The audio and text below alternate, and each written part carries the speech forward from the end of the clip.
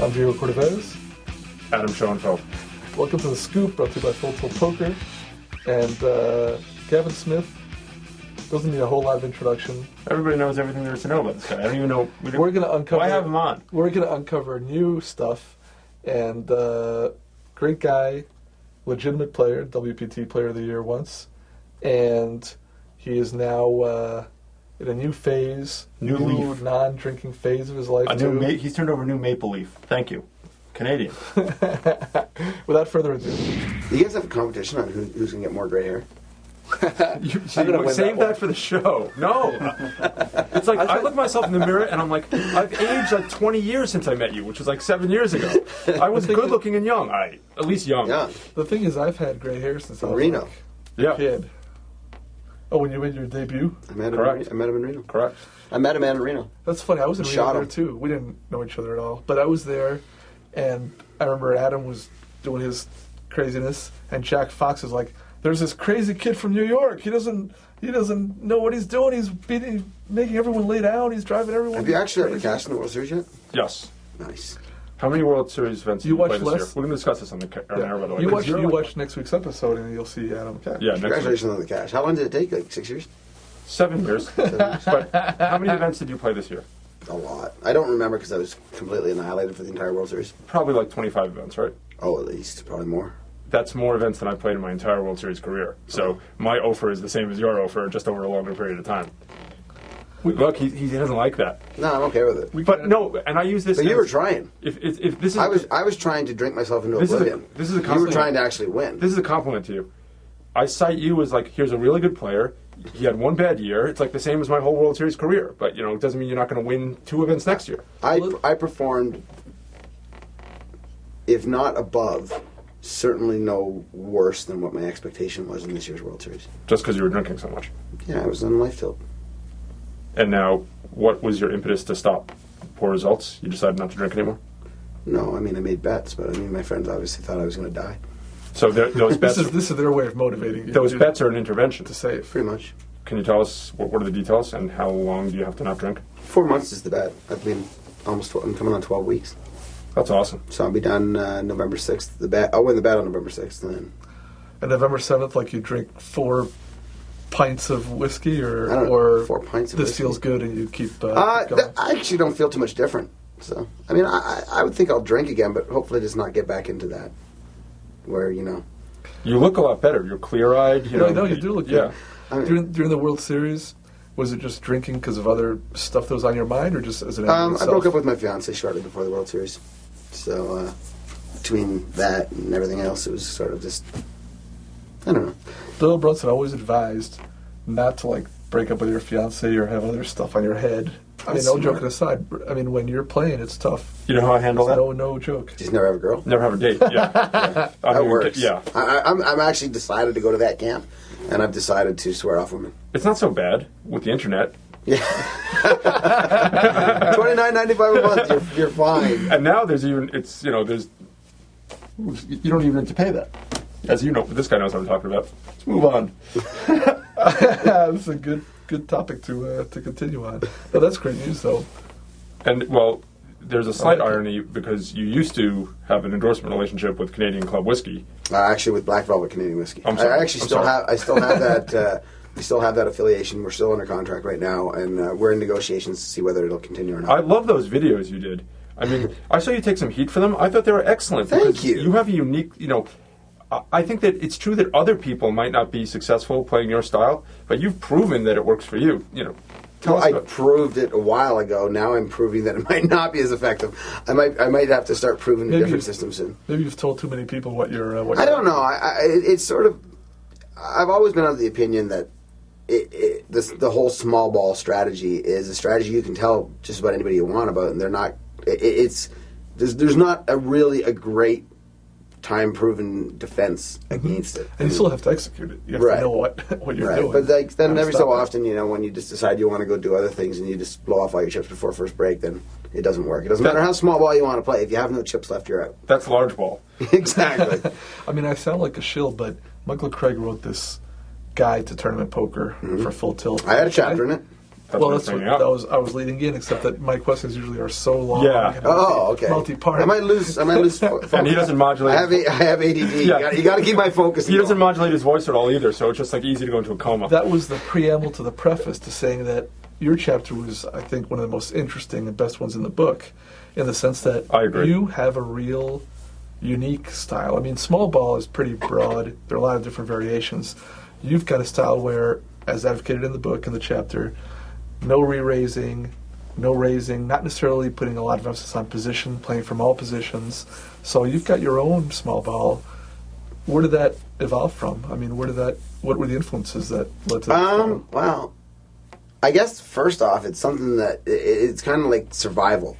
I'm a gambler who just needs to be in action, and when you're a gambler who needs to be in action and playing poker tournaments, you either have to find a way to be able to play a lot of hands, or you're not going to be very happy in your thing. So I just sort of try to come up with a system, and then of course, I mean, I'm friends with really, most of the greatest poker minds in the world. And I'm really lucky in that respect.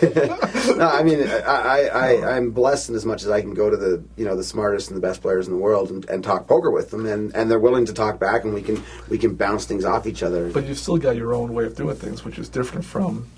Right. Yeah, I've come up with a lot of my own little ideas, and then you just try things, and it's like when you're throwing crap up against the wall and seeing what sticks. I've tried a lot of different things over the years. And I think I found a system that it's not too bad for me. Although I think I'm about to start re-raising a little more pre-flop. I think it's time to start exploiting that a little more, since people don't expect it anymore. Well, people have become familiar with what you've told them is your strategy, which was your strategy. But right. And you haven't been afraid to just flat call in a multi-way pot with a hand like pocket kings. I remember you talking about this in one of the videos. And that is traditionally considered dangerous, super dangerous, because now you're up against a bunch of guys and someone can flop two pair. Right. What are your thoughts on that? Well, I think that my strongest strength as a poker player is my post-flop play and my being able to read opponents. So I'm willing to put my money where my mouth is on that and put myself into situations where I might have to make some hard decisions. And I'm confident enough that I'll make enough correct, tough decisions that in time it'll work out better for me than if I had to, take the typical scared approach where there's 5 people in a pot, so I want to put in a huge raise, so maybe only one of them will call me and I can play my king's heads up. I don't want to be afraid of that. I don't want to be afraid of that, and I don't want people to know, oh gosh, he's got to have a big pair here, because then if you tell them he's got a big pair, it makes it real simple for them to play those pocket threes. So I think that's the key, because I actually a lot of things I do are similar to yours, and which is probably why I love that chapter so much. Yeah, with much less success. No, but I like that chapter because I could relate to a lot of it, and I think the main thing that resonated with me was not being exploitable. It's so easy, even with really good players, to read them at times, and at that point they're just laying odds to you because you know what they've got, they don't know what you've got. If you don't do if you're not a real active player pre-flop, which I'm not, if you're not doing a lot of re-raising, then you shouldn't do any, because if you're only re-raising with really big hands, or you've got a mixed strategy where you re-raise with really big hands and with a few garbage hands, you're really giving away a lot of information. I think that's true. I mean, Pot Limit Omaha is like a really good way to sort of come across this. Is in Pot Limit Omaha, a lot of times when there can be a raise, but when the re-raise comes in Pot Limit Omaha, very, very often that is aces. Right. And in PLO, it's so valuable to call with hands like 3, 4, 6, 7, or 3, 4, 7, 8, or actually, hands such as this. If it's deep enough, you can call with any 4 just because you know that guy's got aces, and you know how much money's going to have to win before he figures out that you flop bottom. And you don't have to put any more in if you don't want. Right, and so I just never really wanted that to be the spot, and I want to be able to play a lot of pots. I want to be able to do that, and I don't know. Maybe I've taken it too far. And that was probably part of the joking that went on in the forums and whatnot about the kings or the 6-4. So maybe I take it a little too far, but I just want to be. I don't want people to know, what sort of junk I might be in or what sort of good stuff I might be in with. Do you think that your image, which you've got a wild image because of your prop bets and drinking, and you're a fun guy. Hair. Yeah, crazy hair. Crazy hair in certain places. Lack of hair, maybe in the middle. Clothing. Yeah. Do you think that has helped you? Because Wow, I did not realize that this was going to be a Bash Gavin session. Footwear. Do you think that has helped you because it gives you the image of a wild man who's maybe playing long ball, but you're in there making very good decisions and not risking a lot of chips? I think that over the years, my image has been huge for allowing me to get a lot more out of it.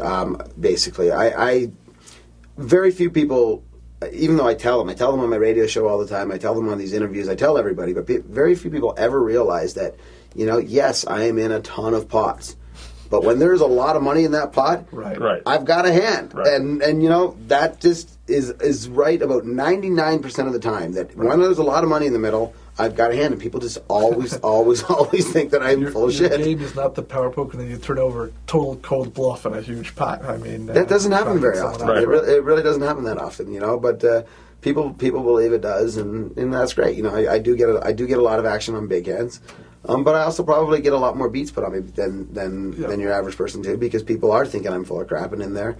So sort of there's a little pro and con for everything. The one thing that is interesting. Part of all this is the fact that a lot of small ballers really put a big emphasis on position, because if you're going to be playing weak hands, you want to compensate by being in position. If you're going to play all the streets, then of course position really matters, whereas if you're just shoving in, there is no position, as Lane Flack always says.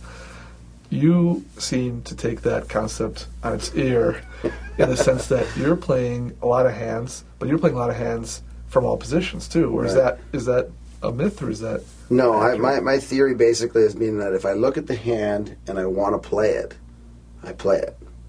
I don't really consider the whole position or the cards or anything like that so much. That's started to be my philosophy. I'm kind of. How's that worked out? Over time, it's worked out pretty well. Again, that all falls back on you're going to be faced with a lot of tough decisions, and you have to be comfortable with, trying to figure out where you're at in a pot and And going with it if you believe yourself. There's sometimes you have to make super long calls with second or third pair, and there's sometimes you have to be able to dump top too. But you have to be able to make these plays. And you find a lot of people want to exploit you by trying to raise. When you've limped in early position, they start putting the raise in position, and that's the worst spot to ever find yourself in. That sucks when that happens. Out of position. That really sucks when that happens. But I'll be honest with you, people don't do that enough to me. I find when I play at tables, I'm a big limper pre-flop. Right. I'm a huge limper pre-flop, and I find that more often than not, when I sit at a table and I start limping, the whole table starts limping with me. Yeah. And which is the best possible. Oh, it's fantastic. And they just, I don't know whether it's because maybe I have kind of a loud, aggressive, maybe bullyish type personality, and people just sort of conform to what they sort of allow me to be table captain a lot. Mm-hmm. Because every so often you do find these smart little internet guys that just keep burning me and they keep pounding on me, and I have to sort of adjust and I have to tighten up a little bit or limp with some big hands and get them, or re-raise them, with or whatever. But I have to judge. But I just think that another strength that I've had over years is to be able to adjust a little quicker than my opposition can. So I think that if you can adjust, you can sort of still throw in these limps. I think position is much more of a limit concept than a no limit concept. To be honest with you, if the stacks are deep, right? No doubt, because once they're deep, you can check raise or you can manipulate the pot from out of position. Right. If they're not deep enough, then you're just asking for trouble. Like a lot of times in no limit, people consider first position, not to be so bad because that's the position of first bluff. You have the right of first bluff. Mm-hmm. So, I think you can, obviously I would rather have the button every single hand, but, I can't help it. I can't decide when they're going to deal me the 6-9 suit. So Gavin Smith cannot be contained in one show. Outspoken. He has a lot of comments about poker, about everything. We got to bring him back. We're going to keep everyone on the edge of their seats for an entire week. I'm going to ask him to speak in Canadian in the next segment. Yes, because, yes. Anyhow, thanks for joining us on The Scoop, brought to you by Full Tilt Poker. Write to us at thescoop@carlclear.com, and join us next week for more Gavin Smith.